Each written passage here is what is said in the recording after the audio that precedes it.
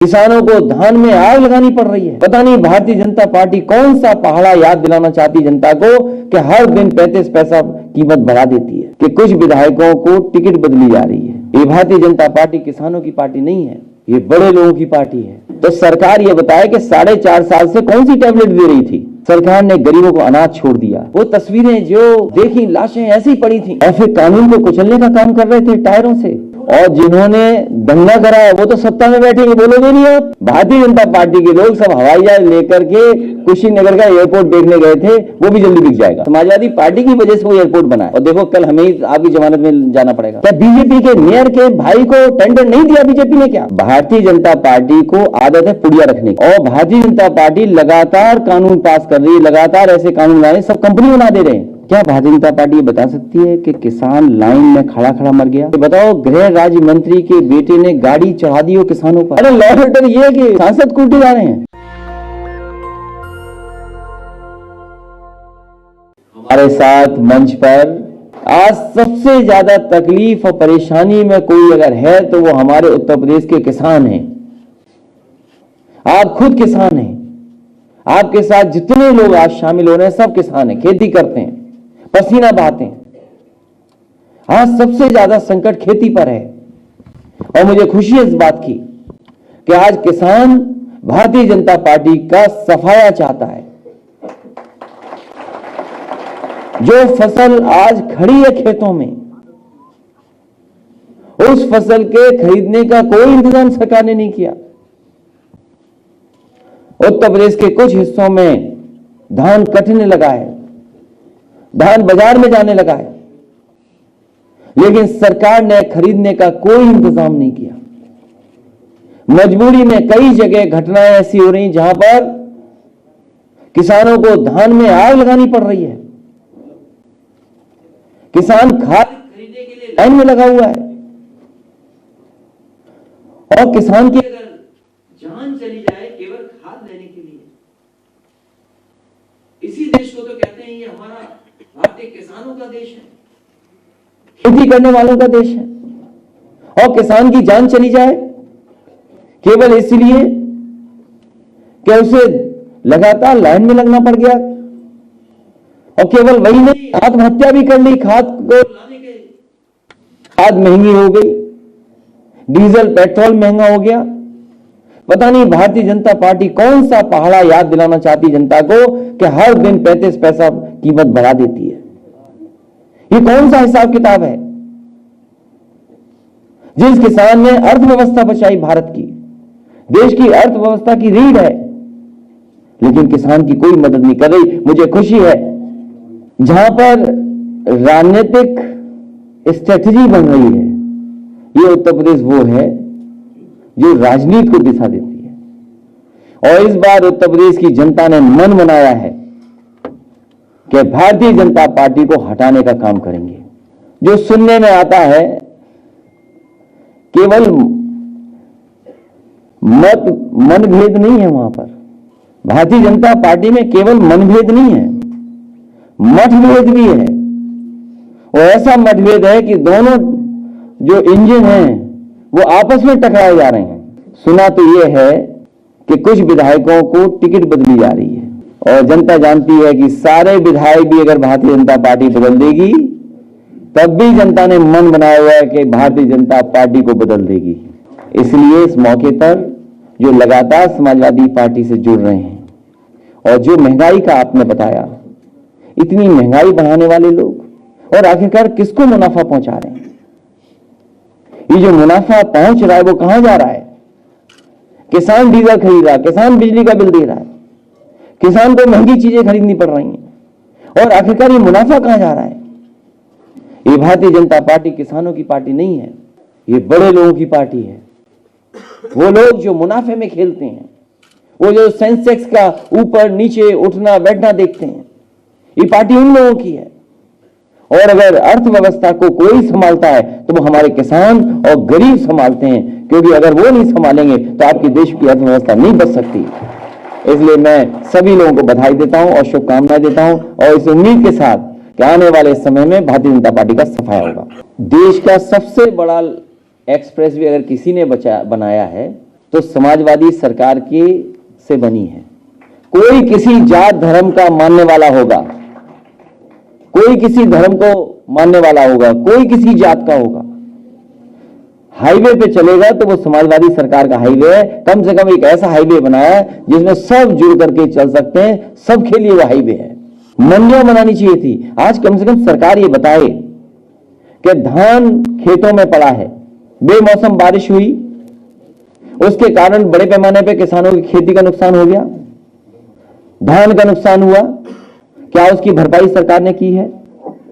और सरकार बताए कि धान को खरीदने के लिए कितने खरीद के केंद्र बनाए गए हैं, और जो आय दोगुनी का वादा कर रहे थे, कम से कम 5 साल पूरे होने जा रहे हैं, ये तो बता दें कि किसानों की आय दोगुनी हुई है कि नहीं हुई है। और इस महंगाई में जो महंगाई बढ़ी है, वो आज किसानों की आमदनी कितनी है, कम से कम सरकार यही बता दे। तो सरकार ये बताए कि 4.5 साल से कौन सी टैबलेट दे रही थी। कोरोना के समय पर जो कुछ मदद समाजवादी पार्टी कर सकती थी, हमने अपने स्तर से भी मदद की है। और जिस समय गरीबों को सबसे ज्यादा जरूरत थी कि सरकार उनकी मदद करेगी, सरकार ने गरीबों को अनाज छोड़ दिया, बेबसी में छोड़ दिया। हमारे बहुत सारे परिवार हैं ऐसे उत्तर प्रदेश के जिन्होंने किसी न किसी को खोया है। इस सरकार की जिम्मेदारी थी दवाई समय पर उपलब्ध कराना, गरीबों को बिस्तर उपलब्ध कराना। लोग भागते रहे एक अस्पताल से दूसरे अस्पताल, दूसरे अस्पताल से तीसरे अस्पताल, बिस्तर लोगों को नहीं मिला। और जब ऑक्सीजन की जरूरत थी, लोगों ने अपने आप भाग दौड़ करके जैसे तैसे इंतजाम कर सकते थे, ऑक्सीजन का इंतजाम किया। दुनिया में ऐसा कहीं नहीं हुआ होगा कि जहां पर इतने अनाथ लोग गरीब छोड़ दिए हो सरकार ने। और जितनी भी जाने गई हैं, अगर कोई जिम्मेदार है तो वो भारतीय जनता पार्टी जिम्मेदार है। कोरोना की वजह से जो लोगों की, गरीबों की जान गई है। और किसने वो तस्वीरें नहीं देखी? वो तस्वीरें गंगा के किनारे की, चाहे वो बक्सर हो, चाहे वो गाजीपुर हो, चाहे बनारस हो, चाहे उन्नाव हो, चाहे कन्नौज हो, वो तस्वीरें जो देखी, लाशें ऐसी पड़ी थी। आखिरकार कौन जिम्मेदार था उनके लिए? और आप तो पत्रकार साथी हैं, जब यहां पर दाह संस्कार होता था, लोग देख लें, आप तस्वीर न खींच लें, तो वो सरकार बताओ कौन सी सरकार थी जिसने टीन शेड लगाई थी? सरकार में समाजवादी पार्टी नहीं है, सरकार भारतीय जनता पार्टी की है। जो लोग ये कह रहे हैं, उन्होंने दिल्ली में भी देखा होगा कितनी जाने गई हैं। लोग नंबर लगा करके अपने घर परिवार के लोगों का दाह संस्कार का इंतजार करते रहे। जो लोग कोरोना की बात कर रहे हैं वो बताएं कि दिल्ली में कितने घंटे घंटे लोगों का इंतजार हुआ, लखनऊ में कितना इंतजार हुआ, या और घाटों पे कितना इंतजार हुआ है। और इस बार जनता भारतीय जनता पार्टी क्वारंटीन कर देगी। किसान अपना हक मांगने निकले थे, उन्हें गाड़ी के टायर से कुचल दिया और फिर कानून को कुचलने का काम कर रहे थे टायरों से। किसने नहीं देखा वो तस्वीर है कि किसने लोगों को उकसाया? और फिर कौन उम्मीद करेगा कि जब एक मंच पर इतने लोग बैठे हों तो क्या न्याय मिलेगा? लेकिन किसान ने भी ठाना है, इस बार दिल्ली के किनारे से लेकर के उत्तर प्रदेश के आखिरी छोर तक किसान ने भी संकल्प लिया है कि इस बार भारतीय जनता पार्टी का सफाया होगा। भारतीय जनता पार्टी उत्तर प्रदेश से हार करके जाएगी। कितनी भी राजनीतिक समीकरण बना लें, कितनी भी राजनीतिक स्ट्रेटेजी बना लें, लेकिन उत्तर प्रदेश की जनता इस बार राजनीतिक स्ट्रेटेजी बना करके भारतीय जनता पार्टी का सफाया करेगी। आपको तो बात यह करना चाहिए, जो मंच पे बैठे लोग हैं उनमें मतभेद तो है ही, लेकिन मतभेद भी है कि नहीं है? मतभेद बताओ। पूर्वांचल की जनता ने और जो साथी भारतीय जनता पार्टी के साथ थे वो अब समाजवादी पार्टी के साथ हैं। उनके सभी सहयोगी साथियों ने मन बना लिया है कि जिस दरवाजे से भारतीय जनता पार्टी घुसी थी उस दरवाजे को वो बंद कर दिए हैं। नहीं, सच नहीं, हम बता देते हैं ना, वो बात पुरानी है। और उसके लिए जो न्याय करेगा, न्यायालय से जो न्याय होगा उसके पक्ष में हम सब लोग हैं। और जिन्होंने दंगा कराया वो तो सत्ता में बैठेंगे, बोलोगे नहीं आप? जिन्होंने दंगा कराया, नहीं आप, जिन्होंने दंगा कराया, और मेरी भाषा पढ़ना आप सदन का, जिन्होंने दंगा कराया वही मंच में बैठे। अरे आपको सोचना चाहिए, लखीमपुर में जिस गृह राज्य मंत्री ने यह कहा हो कि तुम मुझे जानते नहीं हो, मैं कौन हूं, और उसके बाद गाड़ी चढ़ा दी गई किसानों पर। क्या तेंजिन में ब्रेक पर नहीं चढ़ाना चाहते थे?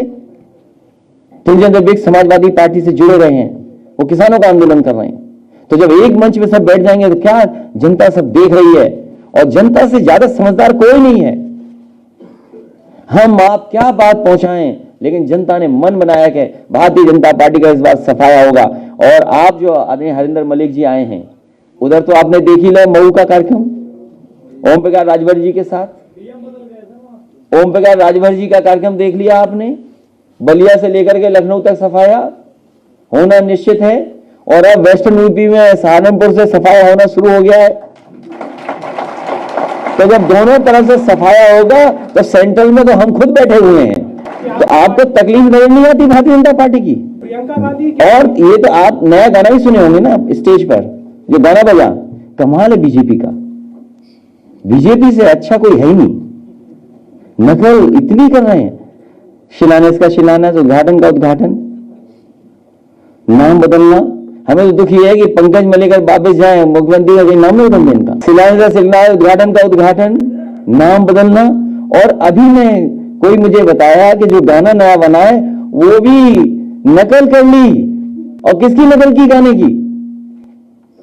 हमारा सबसे प्रिय गाना जो था, काम बोलता है। और नहीं मानते आप, दोनों गाने सुन लेना, अगर आपको न नजर आए कि वो भी गाना नकल कर लिया। बताओ इन पे अपना क्या है? इन पे है क्या अपना? बताएं कुछ। क्या वो स्टेडियम इनका है? वो एयरपोर्ट इनका है? मैं तो कहूंगा बड़ी हिम्मत जुटाई आपने, कम से कम ये लिख दो कि समाजवादी सरकार ने उस एयरपोर्ट के लिए बजट कितना दिया था, और किसकी योजना थी, किसकी प्लानिंग थी, जिसकी वजह से कुशीनगर को वो एयरपोर्ट मिला है। बात इतनी सी है, जब कोई जमीन, हमारे सब गरीब किसान सब लोग बैठे हैं यहां पर, और किसान भाई एकदम समझते हैं, कोई जमीन खरीदनी है जब बेचनी होती है तो वो देख करके आते हैं मौके पर। भारतीय जनता पार्टी के लोग सब हवाई जहाज लेकर के कुशीनगर का एयरपोर्ट देखने गए थे, वो भी जल्दी बिक जाएगा। ये बहादुर लोग हैं, ये बहादुर लोग हैं। और ये बीजेपी को टकरा रहे हैं, हम सब लोग समझ लो बीजेपी से टकरा रहे हैं। आप सच लिख दोगे तो अस्पताल में चले जाओगे, जेल में जा सकते हो। आप एक काम करिए पत्रकार साथी, केवल ये लिख दीजिए कि जो उत्तर प्रदेश का जो कुशीनगर का एयरपोर्ट बना था, उसमें पुरानी सरकार समाजवादी पार्टी की सरकार में बजट में इतना इतना पैसा दिया गया था, समाजवादी पार्टी की वजह से वो एयरपोर्ट बना है। और देखो कल हमें ही आपकी जमानत में जाना पड़ेगा। भारतीय जनता पार्टी से बड़ा झूठ कोई नहीं बोल सकता। वो भी सुना है ट्विटर से कर रहे हैं। आपने अपने ही सवाल में जवाब दे दिया, कद्दावर लोगों को टिकट दी जाएगी। अब ये मत पूछना कद्दावर किसको बोलोगे आप। देखिए हमारे मुख्यमंत्री जी, उनको एक्सप्रेस वे के बारे में जानकारी नहीं है, ये बात आपको स्वीकार कर लेनी चाहिए। और मैं तो आपसे कहूंगा कि अगली बार उनसे ये पूछिएगा कि जो एक्सप्रेस वे का इंडियन रोड कांग्रेस से जो मानक था वो 12 मीटर था। जो इनिशियली डिजाइन हुआ था एक्सप्रेस वे, जो अलाइनमेंट एक्सप्रेस वे का था वो 12 मीटर का था, इसीलिए 120 मीटर उसको लिया गया था, लैंड एक्विजिशन की गई थी। लैंड एक्विजिशन का बजट और किसानों से जमीन लेने का करार पूरा समाजवादी सरकार में हुआ। जब टेंडर हो गया और क्योंकि इलेक्शन डिक्लेयर हो गया था, और इलेक्शन डिक्लेयर हो जाने की वजह से एलओआई इशू नहीं कर सकती थी सरकार, तो उसके लिए परमिशन मांगी गई कि हम एलओआई इशू करना चाहते हैं। एलओआई इशू करने के लिए भारतीय जनता पार्टी ने डिले किया और एलओआई समय पर नहीं होने दी, जिसकी वजह से हम एलओआई इशू नहीं कर पाए। और एलओआई इशू कर देते तो दूसरी बात कहते वो लोग। तो एलओआई इसलिए नहीं इशू की क्योंकि मैं जानता था और मुझे उस समय लग रहा था कि समाजवादी सरकार बन जाएगी तो एक बहुत अच्छा एक्सप्रेसवे बनकर के तैयार होगा। और एलओआई जब नहीं इशू हुई उसके बाद इन्होंने टेंडर कैंसिल किया। जो टेक्निकल स्पेसिफिकेशन थे उनको कम किया, अपने जो खास लोग हैं ठेकेदार उनको एडजस्ट किया, और आप लोगों के माध्यम से हम लोगों पे आरोप ये लगवाया कि महंगा बना रहे थे। आप लोगों के माध्यम से ये आरोप लगवाया कि हम महंगा बना रहे थे। लेकिन सच्चाई ये है कि देश की सबसे अच्छी कंपनियों को इन्होंने बाहर कर दिया। सरदार पटेल जी की जिन्होंने प्रतिमा बनाई और जो भगवान राम मंदिर बना रहे हैं उस कंपनी से एक्सप्रेसवे बना रहे थे। आप बाबा मुख्यमंत्री जी से पूछना कि आपने उस कंपनी को क्यों बाहर किया। जो कंपनी भगवान श्री राम का मंदिर बना रही है उस कंपनी को आपने क्यों बाहर किया एक्सप्रेसवे से? इसका जवाब है सरकार के पास क्या? और वो कंपनी जो देश की सबसे अच्छी है कंस्ट्रक्शन कंपनी एफकॉन्स शाहपुजी पानी, उसको क्यों बाहर किया? एनसीसी जिन्होंने दिल्ली में बहुत बड़ा स्मारक बनाया, वो क्यों बाहर किया? क्या बातें सब खुलवाना चाहते हो आप यहीं पर? और फिर मैं तो आपसे कहूंगा, क्या बीजेपी के मेयर के भाई को टेंडर नहीं दिया बीजेपी ने? क्या बीजेपी के सहयोगी साथियों को टेंडर नहीं दिया पूर्वांचल को? वो इसलिए पूर्वांचल खराब हो गया है एक्सप्रेसवे। मैं जब भी चलाऊं मुझे दुख होता है कि पूर्वांचल के इलाके को सड़क खराब मिली है। मैं अपनी सड़क से भी अच्छी सड़क बनाना चाहता था पूर्वांचल के लोगों को, क्योंकि वहां गरीबी है, बेरोजगारी है, और कम से कम ये प्रगति और खुशहाली का एक्सप्रेसवे बन जाता। और मैं तब भी कहता था, आज भी कहता हूं कि जितनी रफ्तार बढ़ा दोगे उतनी अर्थव्यवस्था बढ़ेगी। और इसीलिए समाजवादी सरकार ने पूर्वांचल एक्सप्रेस बनाया। स्पेसिफिकेशंस, अलाइनमेंट किसने खराब किया? आप कभी नहीं लिखोगे वो बात, अगर सरकार वो बात कभी नहीं लिखी जाएगी। आप सरकार ला तो फिर बताएंगे एक्सप्रेसवे कैसे बनता है। और मैं आपको कह रहा हूं, जहां से ये वेस्टर्न यूपी के लोग आते हैं हमारे, आज बलिया के लोग, गाजीपुर के लोग, जिन्हें 8 और 10 घंटा लगता था, आज 4 घंटे में यहां पहुंच जाते हैं। आने वाले समय में वेस्टर्न यूपी के लोग, जो आप लोग आते हैं जहां से चल करके, जब कैराना का चुनाव में जीता था उस समय मैंने कहा था कि वहां के लोगों को 5 घंटे से ज्यादा नहीं लगना चाहिए लखनऊ आने के लिए। अगर एक्सप्रेसवे बनाना होगा तो वेस्टर्न यूपी को जोड़ने के लिए लखनऊ से सीधा एक्सप्रेसवे बनाएंगे, जिससे वहां के लोग भी 5 घंटे में लखनऊ आ सकें। देखिए, भारतीय जनता पार्टी को आदत है पुड़िया रखने की। भारतीय जनता पार्टी की सरकार जैसे ही बनी, विधानसभा में पुड़िया मिल गई एक, और बाद में पुड़िया की जांच हुई तो क्या निकली बताओ ना आप। और ये तो क्या निकला बताओ ना आप, चूना निकला उसमें। ये भारतीय जनता पार्टी वाले कुछ भी कर सकते हैं, बच के रहिए आप, बहुत सावधान रहिए। ये आखिरी वक्त है, भारतीय जनता पार्टी कुछ भी कर सकती है। ये फिगर जगह गड़बड़ लग रही है मुझे, 10 लाख करोड़ 21 लाख करोड़ की। नहीं, वो गलत फिगर है, ये फिगर गलत है। नहीं, हमारे 4.5-5 लाख करोड़ पहुंच गया था। नहीं, वो गलत फिगर आ गए होंगे, हो सकता है SMS में, व्हाट्सएप में गलत आ गया हो। ये व्हाट्सएप भी बड़ा गलत भेजते हैं बीजेपी वाले। जो बजट है, पहले तो वो बजट ठीक करें। और जहां तक मेडिकल कॉलेज का सवाल है, ये पुरानी योजना है कि जिला अस्पतालों को मेडिकल कॉलेज के रूप में बनाया जाए। मुझे अच्छी तरह याद है कि जब देश के गुलाम नबी आजाद साहब मिनिस्टर थे हेल्थ के, उस समय उन्होंने कुछ सूची मांगी थी, और उसके बाद वो सरकार चली गई।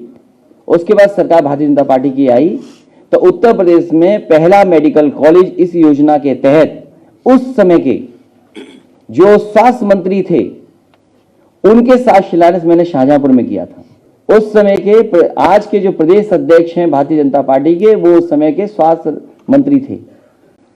उन्होंने और हमने मिलकर के पहला शाहजहांपुर में मेडिकल कॉलेज का शिलान्यास किया था। उसके बाद उन्होंने फिरोजाबाद का किया था, और उसके बाद कैटेगरी वाइज सूची बना करके रख दिया था कि कौन कौन मेडिकल कॉलेज फर्दर बनाया जाएगा, जिसमें फैजाबाद भी था, बहराइच था। सवाल ये मेडिकल कॉलेज का नहीं है। उद्घाटन किया, पर्दा लगा दिया, फूल लगा दिए, कभी पर्दा हटा करके देखा अंदर क्या है? सब खोखला था, मेडिकल कॉलेज ही नहीं है वो। किसको कहेंगे मेडिकल कॉलेज आप? डॉक्टर पर्याप्त हों, यहां पर पढ़ाई शुरू हो गई हो।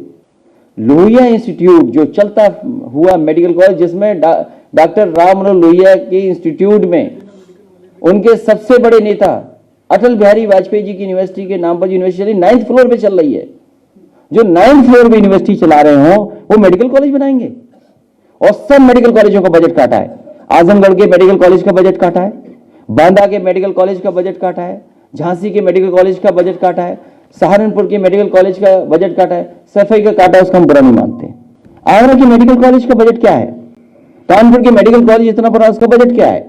जो पुराने मेडिकल कॉलेज हैं उनको पर्याप्त बजट नहीं दे रहे हैं। जो पुरानी योजनाएं चल रही थी, जो बजट दिया गया था उसको भी काट दिया। KGMU को सुविधा दी थी समाजवादी सरकार में कि जिस तरीके से वेतन PGI के हैं उसी के बराबर लाने का काम किया था। फिर लोहिया इंस्टीट्यूट के स्टाफ का हो गया था। बीजेपी बताए कि कितने मेडिकल कॉलेज के बराबर स्टाफ को वेतन दे रहे हैं। गोरखपुर का तो हुआ नहीं अभी, शायद उनसे अच्छा मंदिर में बनाऊंगा।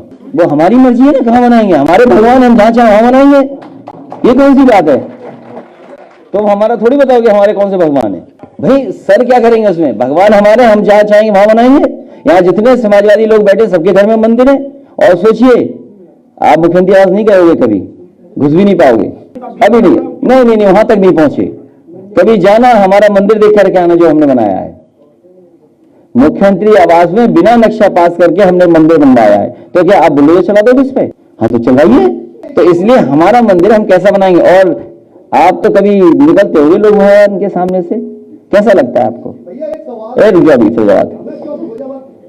कैसा लगता है लोगों के सामने? तो समझ लो हम कितनी अच्छी चीजें बनाते हैं। समाजवादी लोग अच्छी चीजें बनाते हैं। कभी नदी के किनारे जाओ आप, रिवर फ्रंट, क्या बनाया है समाजवादियों ने? एकाना स्टेडियम जिसमें मैच होगा और पत्रकार साथियों को फ्री दिखाया जाएगा कि 150 से ज्यादा टिकट कटेंगी, 100 नाराज हैं और 50 विधायक हम पे तो कितने हो गए? ये जितने भी टीचर्स हैं जो 69,000 बीटीसी, शिक्षा मित्र या तमाम तरह के जो टीचर्स को बीपीएड वाले हैं, इनका रास्ता ये सरकार नहीं निकालेगी। मैं उनसे अपील करता हूं, इस सरकार को हटाओ, लाखों नौकरी शिक्षा विभाग में पाओ। ये किसान नहीं है, मैंने आपसे कहा भारतीय जनता पार्टी के लोग किसान नहीं है, इसलिए मंडियां खत्म कर दी, इसीलिए किसानों को पैदावार का सही कीमत नहीं दे रहे हैं और अभी भी गन्ना किसानों का पैसा बकाया है। आप जानते हैं उसी क्षेत्र से आते हैं आज हरिंदर मलिक जी, ये जानते हैं न जाने कितने चीनी मिलों का अभी भी पैसा बकाया है। ये सरकार रही तो किसी का पेमेंट नहीं होगा। सरकार बजट दे, बता रहे 21 लाख करोड़ है, 21 लाख करोड़ में बताओ 200-300 करोड़ रुपए नहीं दे सकते। याद दिला दो, जिस मैसेज आया है जहां से वहीं वापस कर दो कि मनरेगा वालों को पैसा दे दें, हम जीतने वाली महिलाओं को टिकट देंगे। ये बीजेपी वाले फैला रहे हैं क्या? नहीं, नॉर्थ इंडिया शासन में एक है, ये भारतीय जनता पार्टी फैला रही होगी। भारतीय जनता पार्टी, मैं तो साउथ में रहा हूं और देखिए शिव नाडा जी कहाँ के हैं, है तो तमिलनाडु के ना, और देखिए उन्होंने कितना अच्छा इंस्टीट्यूशन बनाया। एचसीएल इन्वेस्टमेंट आया नहीं आया? ये कहीं किसी हिस्से में कोई बात होगी, लेकिन वो बातें अब है नहीं। अरे कई जगह ट्रामा सेंटर बने थे, प्रतापगढ़ में 3 या 4 महीने तो अभी तक नहीं चालू हुए। तो वो अपना तारीख निकलवाएं किसी से, वो गलत तारीख क्यों निकलवाते हैं? वो अपने कार्यक्रम की गलत तारीख क्यों निकालते हैं? अपनी तारीख ठीक करें। नहीं तो क्या है, जब कंट्रोल नहीं है, सरकार ये कह दी, उनका कोई कंट्रोल ही नहीं है, तो फिर क्या जरूरत है उस डिपार्टमेंट की? और याद कीजिए वो समय, आप पढ़िएगा, ब्रिटेन में एक कानून पास हुआ था, कंपनी सरकार बन गई थी। एक कानून पास होने से कंपनी सरकार बन गई और भारतीय जनता पार्टी लगातार कानून पास कर रही है, लगातार ऐसे कानून लाए, सब कंपनी बना दे रहे हैं। तो हो सकता है ये सरकार को भी आउटसोर्स कर दें एक दिन। उत्तर प्रदेश की जनता अपनी रणनीति बनाती है, उन्हें किसी और की रणनीति की जरूरत नहीं है। इस बार रणनीति बनाई जनता ने भारतीय जनता पार्टी का सफाया करने की। अरे हम मिल गया, हमसे क्या कहा, हम ये बताएंगे क्या आपको? अरे छोड़ो, तुम कुछ जानते नहीं हो। मतलब नेताजी की बात हमें बता रहे हैं, बताओ। अरे कमाल है, मैं आपके घर की बात जानता हूँ क्या? तुम बिना परिवार के हो क्या, बीजेपी वाले हो? मुझे खुशी है इस बात की कि कानून और लॉ एंड ऑर्डर पे आप पूछ रहे हैं सवाल। क्या भारतीय जनता पार्टी ये बता सकती है कि किसान लाइन में खड़ा खड़ा मर गया, किसान को खाद नहीं मिली, उसने आत्महत्या कर ली? सबसे ज्यादा महोबा में किसानों ने आत्महत्या की। 600 से ज्यादा किसान 3 कानून वापस हो जाए उसके लिए जान चली गई जिनकी। और एनसीआरबी का डेटा क्या कहता है कि उत्तर प्रदेश की परफॉर्मेंस कहां है? एनसीआरबी का डेटा क्या कहता है? आप वर्स्ट स्टेटों में खड़े हैं और ह्यूमन राइट का सबसे ज्यादा नोटिस अगर किसी को मिली है तो प्रदेश सरकार को मिली है। क्या नेशनल ह्यूमन राइट कमीशन ने नहीं सबसे ज्यादा नोटिस दी यूपी सरकार को? और किसने ये तस्वीरें नहीं देखी कि बताओ गृह राज्य मंत्री के बेटे ने गाड़ी चढ़ा दी हो किसानों पर, कुचल दिया हो किसानों पर। ये सब कुछ इसलिए हो रहा कि ध्यान हटा दो। ये सब इनकाउंटर लॉ एंड ऑर्डर को बेटर करने के लिए नहीं है, ये केवल ध्यान हटाने के लिए है। असली लॉ एंड ऑर्डर होता तो डायल 100 को बेहतर करते। केवल बाबा मुख्यमंत्री ने किया, डायल 100 को डायल 112 कर दिया। कौन सी चीज बदल गई बताओ, आप ही बताओ क्या बदल गया उसमें? और जो अच्छी गाड़ियां थी वो बाबा मुख्यमंत्री जी खास लोगों ने गाड़ियां छीन ली कि कहां ले जा रहे हो डायल 100 की गाड़ी, लाइए इधर, रंग बदलो, और चला रहे हैं उनको, रंग बदल के चला रहे हैं। सोचिए खुद। तो बेस्ट रिस्पॉन्स सिस्टम जिस सरकार ने दिया हो, न्यूयॉर्क की पुलिस जिस तरीके से काम करती है, जिस तरीके से उनका रिस्पॉन्स सिस्टम काम करता है, उसी तरह का रिस्पॉन्स सिस्टम लखनऊ में बनाया गया था और पुलिस को बेहतरीन गाड़ी दी गई थी जिससे समय पर पहुंच जाए और समय पर मदद हो जाए गरीब की, पीड़ित की। उस व्यवस्था को खराब कर दिया। और अगर इसी से लॉ एंड ऑर्डर बेटर होता तो इनके सांसद लोग कुटे होते, कुट गए सांसद, इनके कूटे गए सांसद। ये लॉ एंड ऑर्डर है? अरे लॉ एंड ऑर्डर ये है कि सांसद कूटे जा रहे हैं। वो तो अच्छा हुआ मुख्यमंत्री जी की फाइल आई, वापस कर दी, हमें फाइल बुला के साइन कर देनी चाहिए थी। और नहीं मानते अधिकारियों से पूछ लेना, उस समय जो हमारे अधिकारी पोस्टेड थे, फाइल आई थी टेबल पे कि नहीं आई थी फाइल। और कभी अधिकारी का नाम जानना चाहो तो हम बता दें कौन अधिकारी था। ये अधिकारियों ने मोबाइल इधर उधर मिलाना शुरू कर दिया है। वही तो मैं कह रहा हूँ, पर्दा खोलो, खोखले हैं सब अंदर से। अगर कोरोना में आयुष्मान कार्ड से किसी की मदद हुई? एक की मदद नहीं हुई, बताओ। तो काय का कार्ड है ये? तोड़ केवल ये है कि सरकार को अपने मेडिकल कॉलेज अस्पतालों को बेहतर करना है, बजट ज्यादा देना है, कोई गरीब आए उसकी जिम्मेदारी सरकार की है, उसका फ्री इलाज कराएं, जो समाजवादी व्यवस्था में था। आप लोगों के इलाज जो कह देता तो उसको उतना ही पैसा दे देते थे, बताओ पत्रकार साथी। तो ऐसी व्यवस्था चाहिए कि गरीब को कार्ड वार्ड की जरूरत नहीं होती, अस्पताल गया उसका फ्री इलाज हो, कार्ड बनवाइए फिर कार्ड बनवाइए। कैसे कार्ड बनवाए? ये प्राइवेट कंपनियों को लाभ पहुंचाने के कार्ड हैं। ये जो कई जगह आप पता कर लोगे, प्राइवेट कंपनियों को लाभ ज्यादा है, गरीब की मदद कम है। आंकड़े निकालिए आप। जब वो अपने ही सांसद की नहीं सुन रहे तो हमारी आपकी कौन सुनेगा? और उनका क्या होगा जो स्टूल पे बैठे थे, स्टूल वालों का क्या होगा? उसका संबंध गुजरात से इसलिए फरार है। अच्छा, सब कुछ उनका IB, CBI, जितने कितनी जाने कितनी ऑफिसेज होंगी भारत के बाहर, आर्मी, इंटेलिजेंस, जाने क्या क्या है, उसके बाद भी खतरा है। कौन सी बाहर की ताकतें हटा रही है सरकार? उत्तर प्रदेश का किसान और जनता और गरीब हटाने जा रही है सरकार। वो बाहर की ताकतें नहीं है, हमारे किसान, हमारे गरीब मजदूर जिनके साथ धोखा हुआ है। और कम से कम आप तो संकल्प पत्र पढ़िए बीजेपी का, पहले पन्ने में लिखा है किसानों की आय दोगुनी होगी। जिनको धोखा दिया है, जिनसे झूठ बोला है, वही लोग हटाने जा रहे हैं इस बार इनको। नेशनल दस्तक की आपसे गुजारिश है कि अगर इसको बचाना चाहते हैं तो नेशनल दस्तक को सब्सक्राइब करने के लिए रेड कलर के सब्सक्राइब बटन को दबाएं, फिर बेल आइकन की घंटी दबाएं। नेशनल दस्तक को बचाने के लिए बहुत जरूरी है कि हर खबर को शेयर करें, लाइक करें, कमेंट जरूर करें।